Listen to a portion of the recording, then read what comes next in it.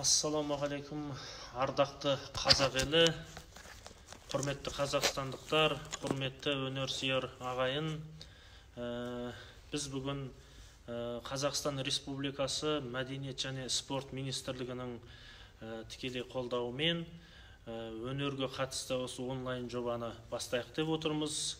Биыл президентіміз Қасым-Жомарт Кемелұлы Тоқаев қазақ Алтын Орданың 750 жылдығы туралы керемет бастама көтеріп, соны ел болып тиісті шараларын жасап, Алтын Орда дәуірін ұлықтағалы отырмыз. Енді дәуір болғаннан кейін, тарих болғаннан кейін өнер болады, білесіздер. Енді мына қазақтың күйшілік өнері, аймақтық орындаушылық, жалпы тарихи орындаушылық жағынан өте кең ауқымды, арда жатыр. Әсіресе мына қазақтың күй өнерін айтқан кезде күй атасы Қорқытты айтамыз, Қорқыт бабамызды. Бұл мынау бақсылық сарынды алып келген ірі тұлға қазақ тарихындағы. Одан кейін мына қазақтың домбыра күйлерінің басында бізге жеткен жазба деректер негізінде бізге жеткен аңыз күйлері аңыз түрінде жеткен ірі тұлға бұл күй иесі Кетбұға. Кетбұға тек күйші ғана емес, үлкен қолбасы, ноян, кезінде Шыңғысханның әскерін бастаған, Мысырға дейін әскер бастап барған қолбасы болған адам, жыршы, жырау болған адам. Бұл туралы тарихи деректерде, жазба деректерде Кетбұғаның есімі алтын әріппен жазылған. Ал енді күй өнерінде Кетбұғаның есімі аталғанда, жалпы қазақ жұрты, жалпы өнерсүйер қауым Кетбұғаның ақсақ құланын есіне түсіреді. Біз енді бала күнімізден жалпы мына оқу процесінде де қазіргі таңда Кетбұғаның ақсақ құлан күйі ғана айтылып келді осы уақытқа дейін. Ал енді бүгінгі мына онлайн конференциямызда біз енді осы ақсақ құланның ар жақ бер жағындағы жарыққа шықпаған, соңғы кездерде үлкен зерттеулер нәтижесінде, тырнаштап жаңағы ізденістер жасау нәтижесінде Кетбұғаның жарыққа шыққан, яғни зерттеліп барлыққа келген, қазақтың даласының түкпір-түкпірінен алыс жақын шетелдердегі біздің өнерді, руханиятты жаңағы мұраларымыз ұстап отырған, күйшілік өнерді ұстап отырған ортадан жиналған мұраларымыз туралы сөз қозғайтын боламыз. Кетбұғаның күйлері туралы айтатын болсақ, қазақта мына музыкатану саласын ең алғаш бізге қалыптастырып кеткен академик Ахмет Жұбанов болатын болса, одан кейін бері қарай жалғасып келді ғой музыкатану ғылымы.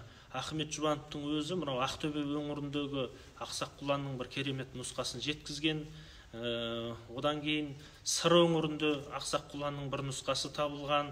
Ең бір керемет ғажайып нұсқасы мынау Төбеттің күйшілік мектебі дейміз, Маңғыстау өңіріндегі атақты Адайдың жеті қайқысының бірі Өскінбайдың баласы атақты күйші Мұрат Өскінбаев жеткізген ақсақ құланның 3 нұсқасы бар.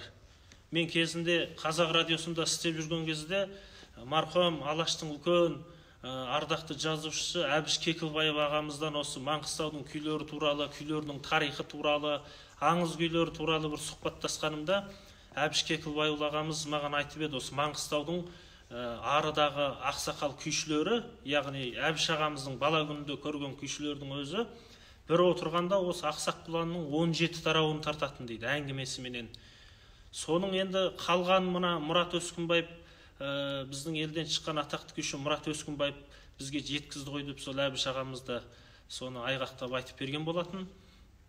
Ал енді бұл қазіргі айтып отырған ақсақ құланның нұсқалары біздің мың күйге, басқа да мына архивтерге жазылған, қолда бар, сақталған нұсқалары. Ал енді алыс жақын шетелде, мысалға ақсақ құланның нұсқаларын айтатын болсақ, варианттар дейміз ғой енді нұсқалары.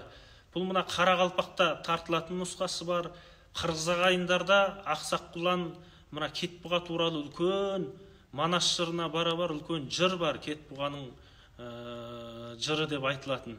Сол жырмен қоса бұқа қомысшының күйі, яғни 12 ғасырда тартылған бұқа қомысшының күйі Кет бұқа деп керемет қырғыздың атақты күйшілері, қомысшылар жеткізген нұсқалары бар.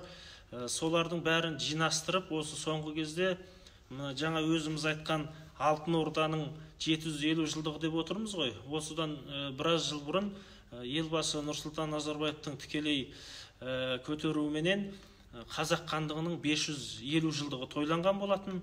Соның аясында, міне қазақ хандығының 550 жылдығының аясында Ақсақ Құлан деген Кетбұға бидің күй мұрасынан құрастырылған үлкен кітап жарық көрді. Бұның авторы қазаққа белгілі күйші, үлкен дәулескер күйші, зерттеуші, профессор Жанғали Жүзбаев ағамыздың еңбегі. Бұл қазақ хандығының 550 жылдығының аясында жарық көрген.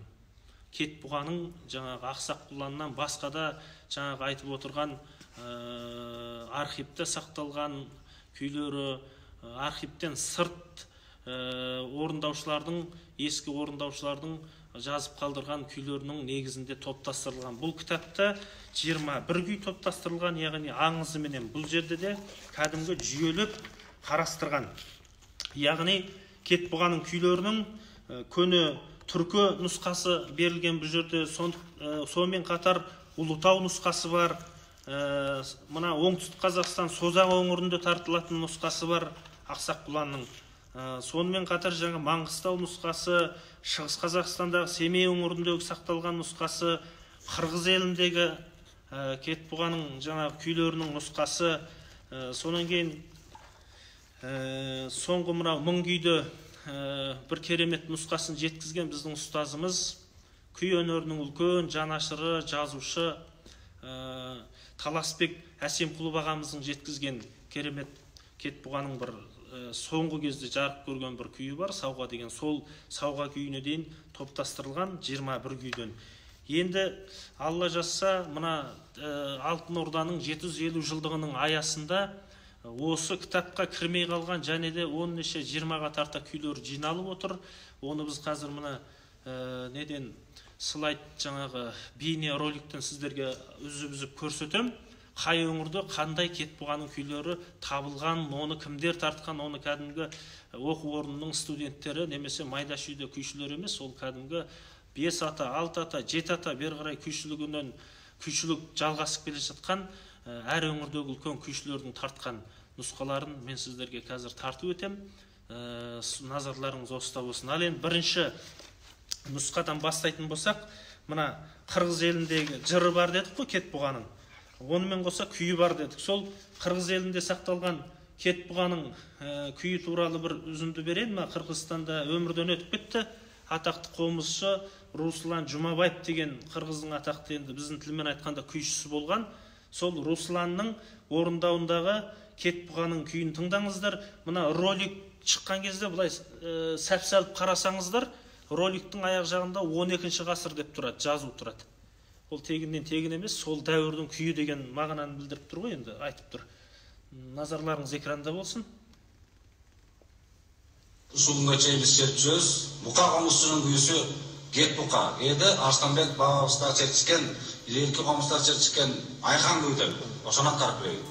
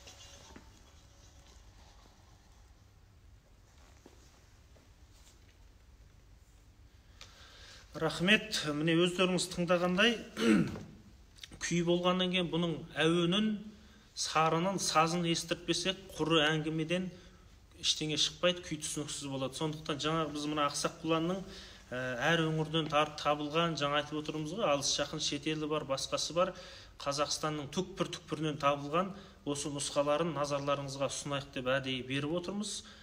Концерт болып кетті деп ойламаңыздар, күй болғаннан кейін енді концерт түрінде өтеді, оғаннан жалпы формат солай енді. Ал енді келесі бір керемет нұсқасы, жаңа айтып өткен, жаңа Әбіш Кекілбаев ағамыздың айтуында айтып өттім ғой, сол мына Маңғыстау нұсқасы. Маңғыстаудағы нұсқасы ол тіпті арыдан жеткен ескі нұсқасы деп айтамыз. Сол Маңғыстау нұсқасын жеткізген Мұрат Өскінбаевтың орындауына кішкене кезек берейік. Бұл жерде де жаңағы айтады, атақты Кетбұғаның күйі, Кербұғаның күйі, Ақсақ Құлан жошқан деп. Бұл енді мына роликтарды біреу білсе, біреу білмейді. Сондықтан халықтың назарына кішкене іліксін деген ниетпенен, насихаты болсын деген ниетпен беріп отырмыз. Назарларыңыз экранда болсын.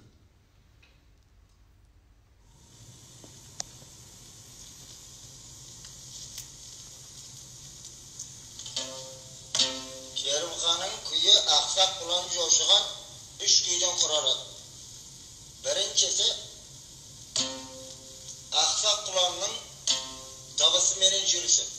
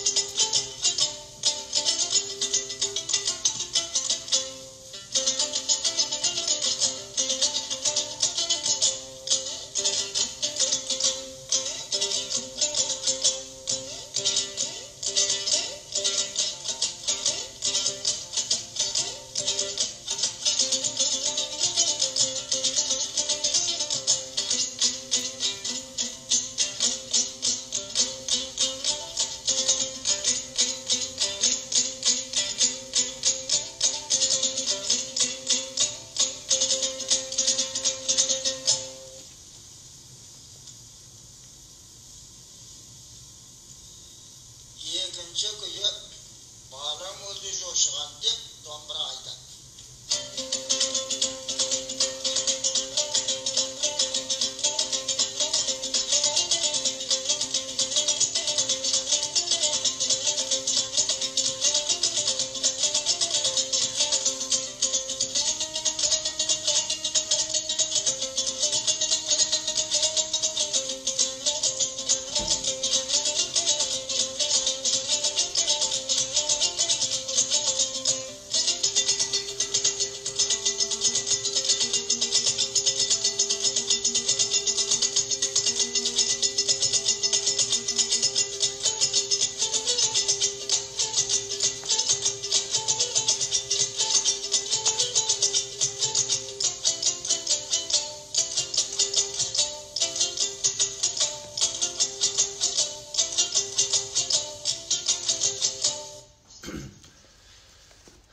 Құрметті тыңдармандар, өздеріңіз көріп отырғандай бұл 3 күйден тұрады, қысқа-қысқа. Мұрат Өскінбаев жаңа біріншісін, екіншісін тартып жатыр, енді үшіншісін ары қарай тартады.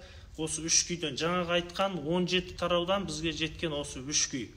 Ал енді осы Кетбұға бабамыздың Алтын Орда дәуіріндегі жыршылық, күйшілік өнердің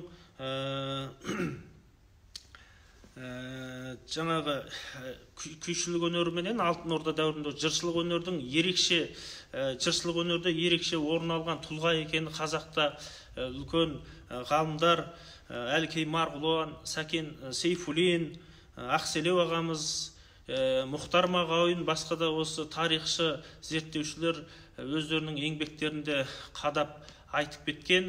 Сонымен қатар Кетбұғаның есімі атақты түркітанушы ғалым Гумилевтің да шығармаларында айтылған. Ал енді мына соңғы кезде қазақтың музыкатану саласында, әсіресе мына күйшілік өнерді бізде бір жоғалып кетудің азақ алдында қалып, енді аяғынан тұрып келе жатқан өнер бұл мына сыбызғышылық өнер. Қурай өнері дейді. Башқұрттарда арнайы Қурай консерваториясы деген осы сыбызғы өнерін дамытып отырған үлкен консерватория бар. Біздің Қазақстандағы осы сыбызғы өнерін дамытып отырған күйші, зерттеуші Талғат Мұқышев ағамыз бар. Ғылыми тұрғыдан да, орындаушылық тұрғыдан да осы сыбызғы өнерінің ұрпақтан ұрпаққа жалғасып өркен жаюына үлкен қызмет істеп отыр. Осы кісі Талғат ағамыз Башқұртстаннан білім алған. Ал енді мына көршілес біздің қазақ ағайындар көп қоныстанған Қытайдың мына Шыңжаң аймағында сыбызғышылардың үлкен шоғыры қалыптасқан. Бұл жаңағы айтып отырған, өзіміз айтып отырған 4-5 ата, 6-7 атадан бері қарай жалғасқан кәдімгі үлкен қалыптасқан сыбызғышылық күйшілік өнер бар. Осы сыбызғышылық өнері, Шыңжаңдағы өнерді ұстап отырған үлкен күйшілер осы Кетбұғаның Ақсақ құлан күйінің бірнеше нұсқасын жеткізген. Бізге соның біреуін сіздерге назарларыңызға ұсынайын. Сыбызғыда тартылатын Ақсақ құланның нұсқасы. Бұл енді біздің қазақ даласына алғаш рет келді деп айтуымызға болады. Сондықтан осы ескі күйге құлақ түрейік. Одан кейін сұрақтарыңыз болса, мына онлайн форматқа жаза отырыңыздар. Мына лекциядан кейін артынан жауап беруге мен әзірмін.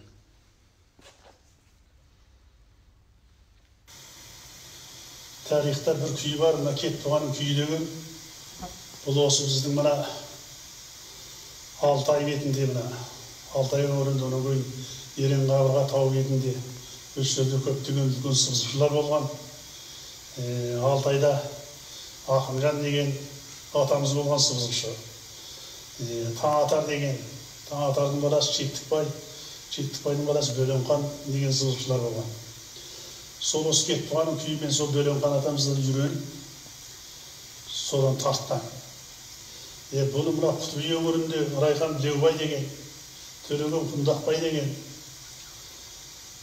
Құрыш деген сыбызғышылар да бұны домбырамен, сыбызғымен де тартқан. Бұл енді тарихтан жалғасқан күй. Енді осы біздің осы Еренқабырға тауында Құматай деген, Үрім деген сыбызғышылар болған, Айдарбек деген. Үрім деген кісіні мен көрдім, Құматайды да көрдім. Ұсман деген ағамыз бар, әлі бар. Осы кісілердің тартып словы барлық оқшаш.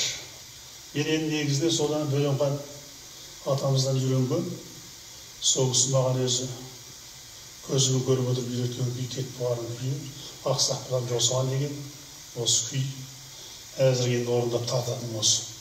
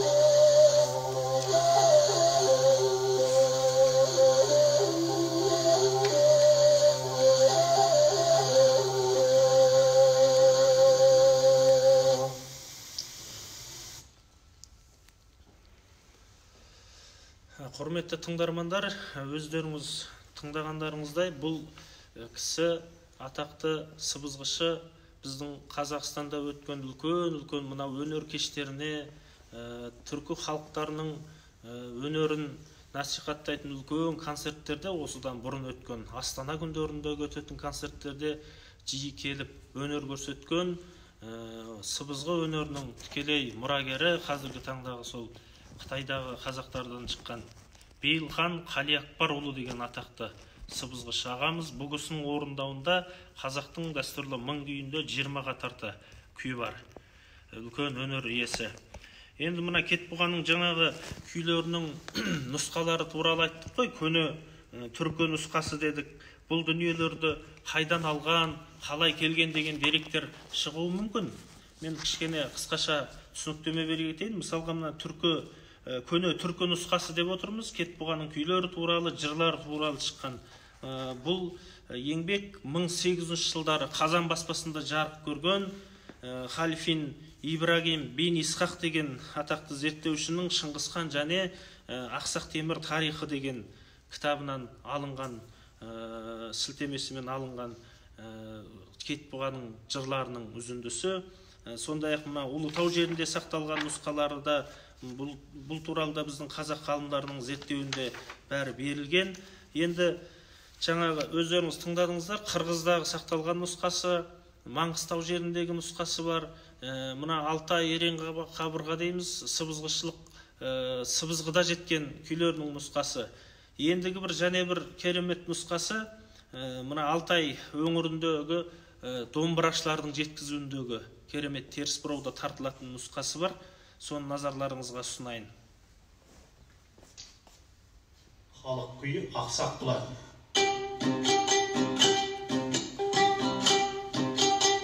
Ақсақ Құлан.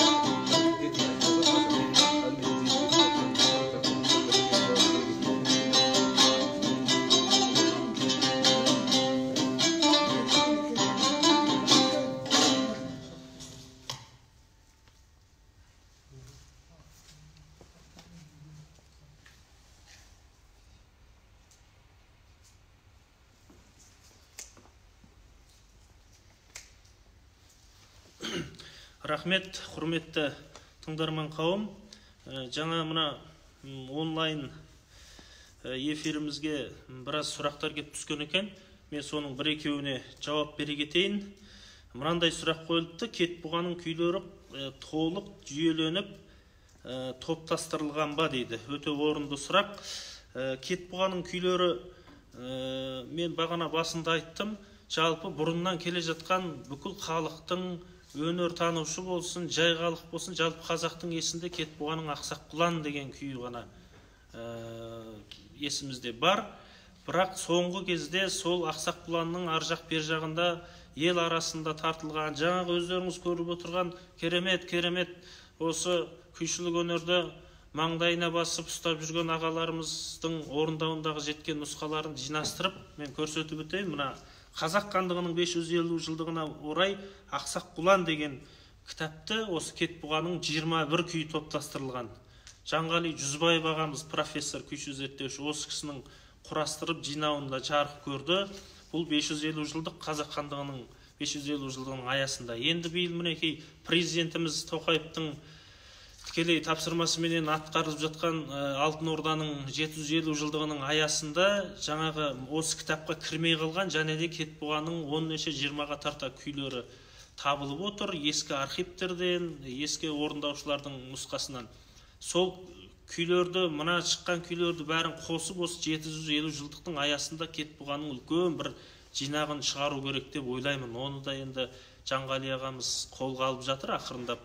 Мәдениет және спорт министрлігі қолдаса, ары қарай өзінің жаңағы кітабы шығады деп ойлаймыз. Енді ұлттық музей, Қазақстан Республикасы ұлттық музейдің ішінде халық қазынасы ғылыми зерттеу институты бар, мен жұмыс істейтін.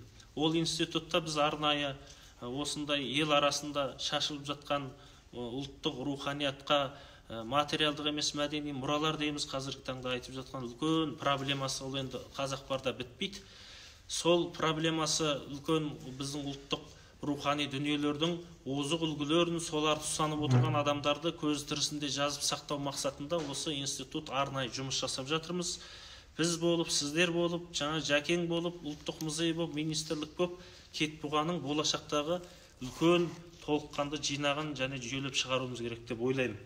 Бұл жаңағы азаматтың сұрағына жауап беріп кетейін. Енді және бір сұраққа жауап бере салайын. Күй заман ағымына қарай жеткізушілеріне байланысты өзгеріске ұшырап тұра ма дейді.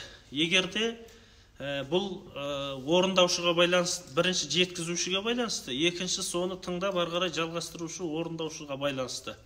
Бірақ қандай болғанда да енді бірер қайырым, бірер қағыз, перне басты айырмашылық болуы мүмкін. Егер түп нұсқа, байырғы нұсқасы керемет болып жететін болса, оны құйма құлақтық қасиеті жоғары кім болса да орындаушы оны ары қарай жалпы толық фактурасын сақтап тартылады деп ойлаймыз. Егер шынайы жанашыр орындаушы болатын болса. Ал енді келесі Кетбұғаның және бір күйлерінің нұсқасына кезек берейік. Және бір айта кететін нәрсе, мына 2019 жылы қазан айында Қарағанды облысының Жезқазған қаласында бірінші халықаралық Кетбұға атындағы күйшілер байқауы өткен болатын. Ол күйшілер байқауының мақсаты осы Кетбұғаның осы уақытқа дейін табылған күйлерін жас ұрпаққа насихаттау, ары қарай ұрпаққа қалдыру мақсатында болатын. Сол мақсатта Жезқазған қаласында үлкен күйшілердің конкурсы болып өтті. Бұған Моңғолиядан, Қытайдан, Қырғызстаннан, Өзбекстаннан, Қазақстанның түкпір-түкпірінен көптеген күйші жас орындаушылар қатысты.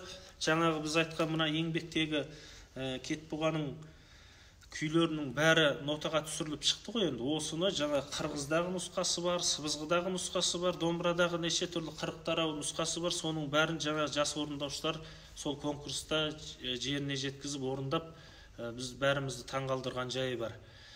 Осы конкурсты ұйымдастырып, Кетбұға атында қор құрып, Кетбұғаның үлкен Ұлытау жерінде, Жезқазған жерінде үлкен тарихи ескерткішін жасаған, Жезқазған қаласында осы Кетбұға атында қорды басқарып отырған Төлеген Бүкіріп деген үлкен Алаштың, қазақтың үлкен ағамыз бар.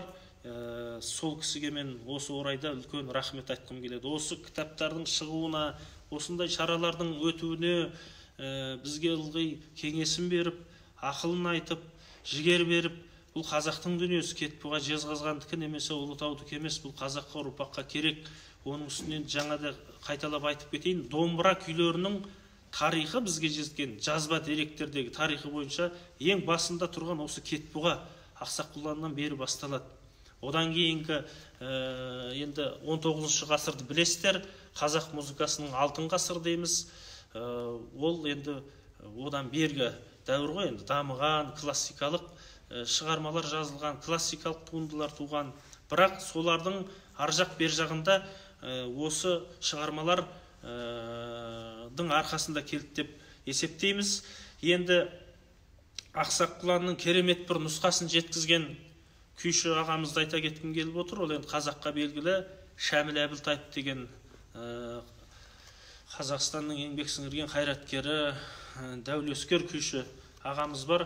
Сол кісінің орындауындағы Ақсақ Құланның нұсқасын тыңдатпай кету әбестік болады. Сондықтан назарларыңызды Шәміл ағамыз жеткізген нұсқасына бір құлақ түре кетсеңіздер. Сонда мына Кетбұғаның күйлерінің керемет сақталған, әр өңірде әртүрлі сақталған нұсқасын байқауға болады. Ел ішінде Ақсақ Құланды Бақытжан деген ағам сол алғашқы Маңғыстауда ашқандардың бірегейі. Сол күй тартады. Оркестрге райкомның қатысушылары отырады. Сондай мән берген. Содан мені үлкен кісілердің арасында Негалік фестивальге қатыстырып, мен бір музыкалық училище ашқан. Тұңғыш Ақсақ Құлан деген күйді тартам ғой. Кетбұғадан қалған. Бұл енді соның негізгі оригиналға жақыны менде қазір. Көп орта біледі, оны менімен кездескенде Шәміл ол Ақсақ Құланды қозға жайшы деген осы. Қозға жайшы. Ақыр болды, соның арасында қозға берекші. Соны мына бұрауын едіп, содан бастап алайықшы әңгіме. Әңгіме айтыла береді ғой, мынау Жетісудың төріне шығардың аха. Ол енді үлкен абырой мен үшінде. Ел үшінде. Мынау сол Ақсақ Құланның бұрауы ғой.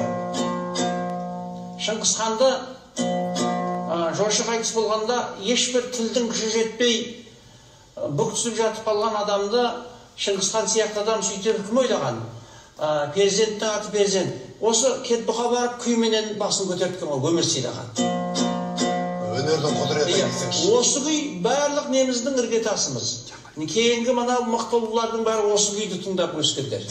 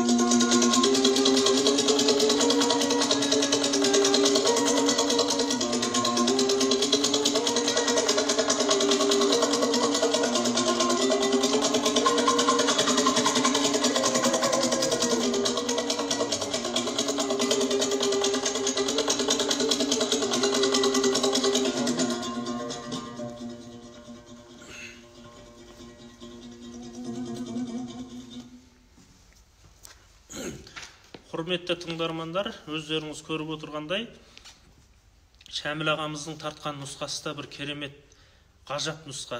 Мына домбыраның үстіңгі шегін тыңдап отырсыздар ғой, кәдімгі балаң өлді Жошыхан деп зарлап, жылап отыр. Кәдімгі бір жоқтау айтып отырғандай.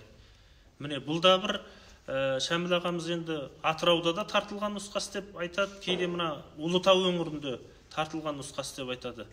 Бірақ күйдің сарынынан өздеріңіз байқап отырсыздар. Жалпы Кетбұғаның біраз күйлерін тыңдадыңыздар бағанадан бері. Енді байқап отырсыздар, көбі теріс бұрауда, сол Ақсақ Құланның бұрау деп айтып кетті ғой жаңа Шәміл ағамыз. Баяғы бізге белгілі Ақсақ Құланның бұрауы сияқты, Рүстембек Омаров, Ахмет Жұбанов кешегі, Қаршық Ахмедияр бағаларымызға дейін, қазірге дейін тартылып жүрген нұсқасы бар ғой, кәдімгі құлан мен аттың шабысын келтіретін. Тура сол Ақсақ Құланның бұрауы сияқты. Ал енді бұдан біз не көреміз? Мына музыкатану ғылымында көптеген ғалым ағаларымыз, әпкелеріміз жазды мына теріс бұраулы күйлердің арыдан келе жатқаны туралы. Бұл теріс бұраулы күйлердің жаңа бұрдондық дыбыс деп айтады. Екі шектің бір шек, астыңғы шекте жүрген үстіңгі шектің қосылуы немесе бос тұруы, бұл музыкатану саласында арнайы осылай таңбаланып, зерделеніп, зерттеліп қалыптасқан дүние. Жалпы ескі теріс бұраудағы күйлер, сол бұрау дейді кейде қазақ ортасында. Осы бұраудағы күйлердің дені арыдағы күйлер болып есептеледі. Себебі қай өңірдің, мысалға қазақтың 7 күйшілік мектебі бар ғой, соның қай мектепті алмаңыз, теріс бұраудағы күйлерінің бәрі дені халық күйлері. Сол өңірден шыққан. Мына Ақсақ Құланның нұсқалары да сондай. Сосын енді кейде мынандай талас тартыс айтылып жатады. Мен бағанадан бері Ақсақ Құлан жалпы Кетбұғаның күйшілігі, жыршылығы туралы біраз мағлұматтар айттым ғой, жаңағы еңбектерге сүйеніп, бізге жеткен аңыз әңгімелерге сүйеніп, зерттеулерге сүйеніп. Енді кейде мынандай сұрақ туындайды. Біздің күйшілік ортада да айтылып жүр. Бұл Ақсақ Құлан деген халық күйі деген. Ешқашанда халық жиналып бір жерге осындай күйші қарайық деп шығармайды. Халықтың ортасында бір заманында Кетбұға сияқты, Байжігіт сияқты күйшілер тартып кеткен. Соның аты белгісіз ұмыт болған, немесе енді өздеріңіз білесіздер, қазақтың басынан не өтіп, не кетпеді. Сонау Алтын Орда дәуірінен, қазақ хандығынан бастап, кеше Совет кезеңінде осы тұлғалардың біреуінің де атын айтуға тыйым салған заман болды ғой. Керек десеңіз, кешегі Совет заманындағы мысалға бұл отан соғысында қаншама қазақтың ардагер ұлдары өтті, өнерге қатысы жоқ, мына ел қорғау жолында. Солардың бәрінің атын айтқызбауға дейін тырысты. Мына өнерде де сондай саясат жүрген, естеріңізде болсын. Сондықтан біз барды бағалап, осындай фактімен, осындай дүниелер табылып отырған екен, біз жылап қауышуымыз керек деп ойлаймын бұндай дүниелерменен. Сондықтан енді бір сұрақ қойылып жатыр жаңа маған мына жерде. Ардаби аға, сіз өзіңіз неге бір күй тартпайсыз деп. Мен күй тартуға болатын еді, бірақ мен мына Кетбұғаның күйлерін жеткізген осындай тарихи күйшілердің орындауында дүниелер халыққа жетсе екен деген мақсатпенен осылай жеткізіп отырмын. Экспозициялық залда бөлмелерді босатуларыңызды өтінеміз. Түсіністік білдіргендеріңізге рахмет. Келесі кездескенше. Внимание! Уважаемые гости! Национальный музей завершает свою работу в 18:00. Просим освободить экспозиционные залы и помещения. Спасибо за понимание и до новых встреч. Attention, dear guests! National Museum finished the work at 6 p.m. We ask you to free exposition halls and rooms.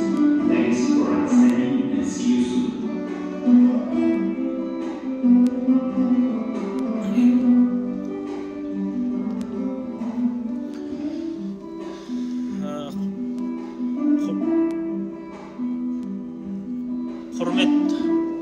Құрметті өнер сүйер ағайын,